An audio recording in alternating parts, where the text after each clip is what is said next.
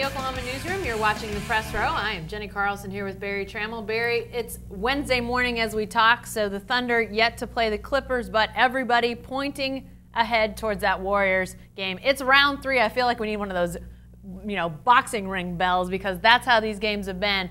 But as the Thunder finally do maybe a little step back, this is the second night of a back-to-back on this road trip for them. Do you expect another close game? Could we even imagine it will be as good as the first two have been? You asked me two different questions there. Answer whichever one you want. Can we expect another close game? Yes. Okay. Will it be anything as good as Saturday night? No. Because we may never see another game that's like a game that. for the ages. Yeah. Now, what we see, though, is a little bit of intrigue is this Steph Curry ankle. We saw him go out for 4 or 5 minutes Saturday night. Didn't play Tuesday night against Atlanta. Right. I think it's important for the Thunder that Steph Curry plays because the ramifications if he doesn't are not good for the Thunder. If they happen to beat the Warriors without Steph Curry, doesn't really do much for anybody's psyche. If they happen to lose to the Warriors without Steph Curry, then it's a disaster. So we need Steph Curry to get that ankle healed from an Oklahoma City perspective. My feeling is it's probably going to have some miraculous healing power, Mr. Miyagi in there. Rubbing hands, putting them on Steph Curry. Maybe Andre Iguodala as well. We saw no signs of an injury to his hamstring, but he also missed the game the other night after saying he was injured in the Thunder game. So who knows? I bet both those guys are fine come game time against the Thunder. Expect them to be out there. But, Barry, you're right. What we saw Saturday night at the peak between those two teams, if we get anything, I'm not going to say, because we may not see that again, like I said, ever. But if we get anything even approaching that, if that's in the offing for a playoff series, can we just get to it right now? Come on. Well, that would be ridiculous. It would be. I think that's the series that America wants to see. Absolutely. Now, the Spurs have been great. If Spurs Thunder very well could end up in the Western semifinals. If San Antonio wins that, everybody's going to be excited about a San Antonio-Golden State matchup. Yeah. But the truth of the matter is the NBA playoffs this year are going to be a minefield for the Thunder. Could be from the first round, Barry. Could be Portland with Damian Lillard, who's playing for the Thunder. Unbelievably well right now. So it could be a wild playoff, a wild postseason for the Thunder. I'm just wondering if the Thunder and the Warriors do get on a collision course and meet up in the Western Conference Finals. There's no way the NBA Finals comes anywhere close to the excitement of that Western Conference Finals. The excitement goes downhill from there. So you got to hope that series happens. It'd be fantastic. Hey, you're watching the Press Row. I'm Jenni here with Barry. On with our basketball theme, Barry. Let's divert from the NBA for a second to the college game, but college games that are going to be played at the peak at the Thunder's Arena this week and into next week, Big 12 women's basketball. In the lexicon of basketball happening in our state this month, this does not rank real high. We get a men's regional here in a couple weeks. Oklahoma in that without much doubt, at least in our minds. So you start right there at the top of the list. But this Big 12 women's tournament, it's going to be here through 2019, so we got a chance to sort of build something. Is this important for Oklahoma City, and if so, how? Well, I think the importance of the Big 12, it keeps Tim Brassfield, his All Sports Association, the Oklahoma City sports community, keeps them on sort of on the burner for both the Big 12 and the NCAA in terms of events. The Big 12 men's tournament seems anchored in Kansas City, but it remains a little bit of a political problem because the Sprint Center is actually in the state of Missouri, which currently has no Big 12 team, Big 12 school in that state. So Missouri may be wishing they were back in the Big 12. And frankly, we wish Missouri would come back. If you want to come back, the door's open, Mizzou. But that still doesn't set well with a lot of people. Yeah. Kansas City is great at hosting the tournament, long history there. Yeah. But at some point, Oklahoma City might make the move. Hey, let's have the Big 12 in a Big 12 state. Right. So I think this well positions Oklahoma City to stay in that discussion. And from an NCAA regional standpoint, both men and women, you want to have events. If you do well with a Big 12 women's tournament, it's much more likely that an NCAA women's regional would come. So it just keeps it in the mindset of the decision makers. Well, and I think that's the big thing, and I like I said before, I'm under no illusions that this is somehow the biggest basketball event that we have in Oklahoma City this month. heck, when the Thunder comes back to town, it'll be bigger events than the Big 12 women. I get that, but I think you're right, Barry. I had a chance to talk to Tim Brassfield, the All Sports Association Executive Director, and I think it's just it's the history, it's the building blocks of events in this city. You want to make sure you do well. I don't think Tim is seeing this as a chance to get the men's tournament to come, because I think there's some understanding that for the time being, Kansas City's got the men's tournament through 2020. So it's already anchored there through 2020. And, it wouldn't surprise anybody if they gave it an even longer term contract. So I don't think that's necessarily the desired effect of having the women's tournament for a while. But if another place were to get men's tournament, I think that it's likely that Oklahoma City would be the first destination, because you could have the tournaments side by side, across the street from each other. We saw great benefit when that happened twice before. So I think that is at least partially the question. But Barry, I just can't imagine that with all this other stuff going on, OSU women having a good season, better than expected, OU women not having as good a season as expected. I don't get this sense like there's a lot of hubbub out there for these teams. So I don't think the crowds are going to be great. They'll be better than Dallas, because Dallas draws nobody for the Big 12 women.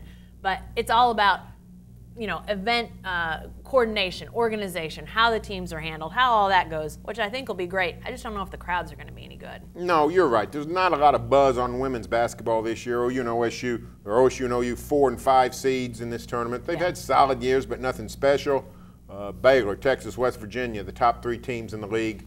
So, Baylor has sort of squashed the energy for women's basketball in Oklahoma just because of Kim Mulkey's dominance, both nationally and in the conference. The Sooners had it there for a good chunk of the 2000s. Now it belongs to Baylor. It's really put a damper on the interest in women's basketball. Yeah, sort of like UConn nationally. Exactly. Just not a lot of hope for a lot of teams that you'll come out on top. Hey, you're watching the Press Row. I'm Jenny here with Barry. One more bit of basketball talk, Barry, and that's the OU men. I mentioned them before, with a great opportunity to be in the Oklahoma City Regional for the first 2 rounds of the NCAA tournament. We see that as a high probability. In fact, Sooners still have a chance to be a #1 seed. But Barry, we've seen ongoing issues, and it's not necessarily the same thing with these guys. Sometimes they're slow starting, sometimes they're poor finishing, but they've just not been able to play 40 minutes end-to-end really good basketball for a while. Well, they're a maddening team in a lot of ways, because you would think they would be particularly built to play well this time of year and play well in crunch time, play well with a lead. You've got senior guards. You've got 2 point guards, Isaiah Cousins, Jordan Woodard, playing together with the National Player of the Year in the backcourt with them. You got 4 guys that have started 100 games straight together.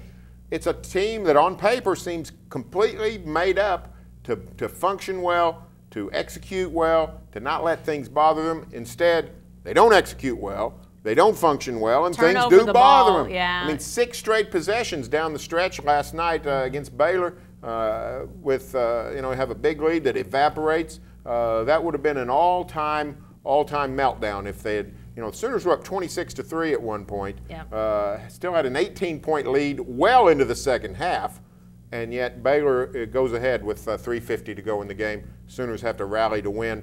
It's a very, very disconcerting development for OU's NCAA tournament prospects. Yeah, and I was there. I saw the meltdown with my own eyes, and it was, I don't know what was more shocking, the way that Oklahoma came out and really just ran over Baylor early, or the way that they lost the lead. Probably the way they lost the lead, frankly, because, it just looked like they were going to run away with this, that it was going to be one of those, cruise in, senior night, Blake Griffin's honored, all that stuff's going on, but clearly had struggles. Now, I do have this question, Barry, when you talk about postseason. Obviously, the Big 12 tournament's a different animal because you're playing all these great teams that you've already played during the year.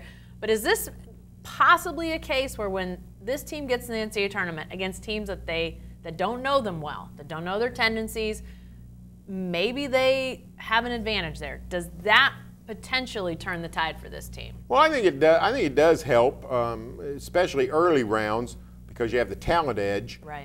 It'll be a huge favorite game 1. Game 2, the Sooners will be playing somebody on the caliber of Texas Tech, just without Texas Tech's institutional knowledge of Oklahoma. Right. But when you get to the Sweet 16, you're playing somebody that can say the same thing that you just said. Right. If you play, well, you know, A last Michigan year, State. a Michigan State Yeah. in the Sweet 16, Yeah. It wasn't a Big 10 team. I mean, it wasn't a Big 12 team, so Michigan State didn't know all the OU tendencies, but OU didn't know all the Michigan State tendencies. Right. Michigan State runs into the same thing against Ohio State and Michigan and Indiana and Iowa and you know, snakes like that. So it's a case where you know, when you get to the Sweet 16, you just have to play, and you got to play well, and if you do, you got a good chance to advance. Yeah, and you know what?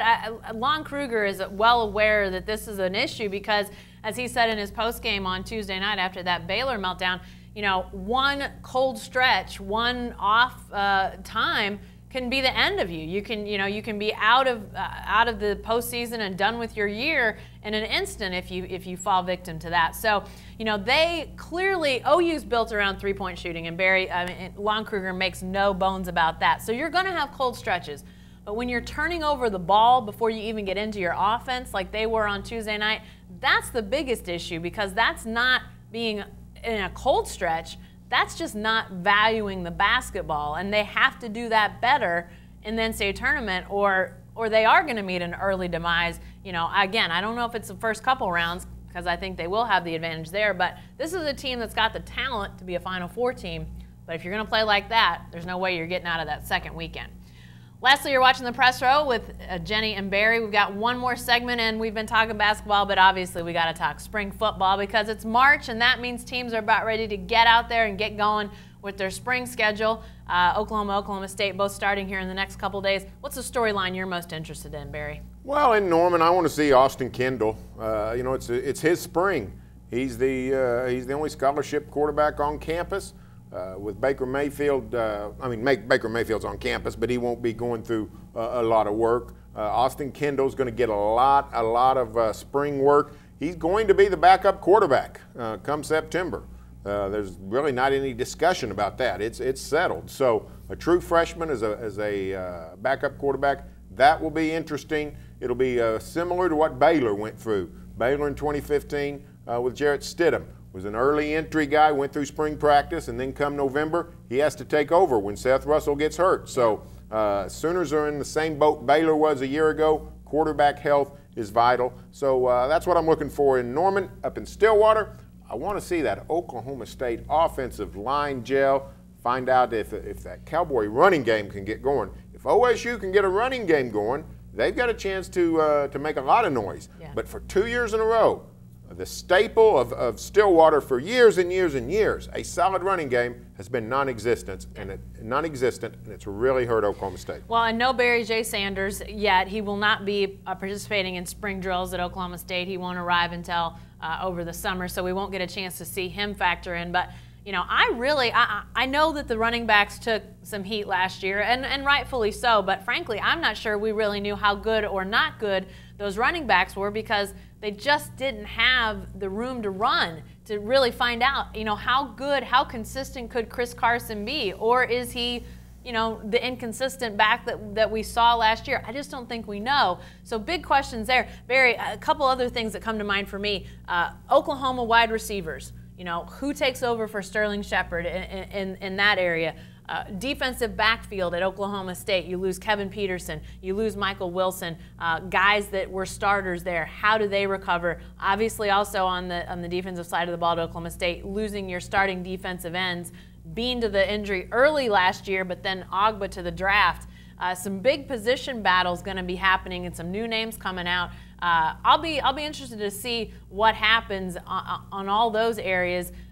Oklahoma linebacker, another spot. Are there position battles that you're particularly interested in, considering the loss of players out there? I like the defensive end point at Oklahoma State, because when you have a player like Ogba, who was really dominant for 2 years, you sort of get used to it. And then all of a sudden you're playing without him.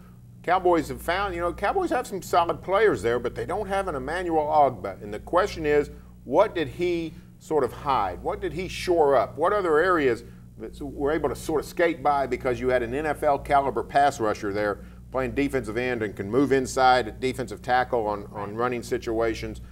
So Are those defensive tackles ready to step up? Are the linebackers good enough to maybe play better than they did last year? Well, I mean, yeah, it's all interrelated yeah. questions. So, I mean, the loss of Ogba, I actually think the OU DBs, you know, the losing to Zach Sanchez, I think Sooners are going to be still good in the secondary. The linebacker question, though, you get wiped out there. I think you might see Oklahoma go more 4-3 this coming season for a couple of reasons. Try to become more diversified, more flexible, but also because I think they're going to have more good linemen than they do good linebackers. By the way, Ogba, impressive at the NFL Combine, but I still see him falling on some draft boards to the lower picks in the first round. I saw him linked to the Carolina Panthers. Do you think that might make people in Carolina and Emmanuel Ogba pretty excited? That would be a fun place to go. All right, we'll be following that up to draft day and, of course, everything else during spring football. Be sure to stay with the best coverage team anywhere at newsok.com and every day in the Oklahoman.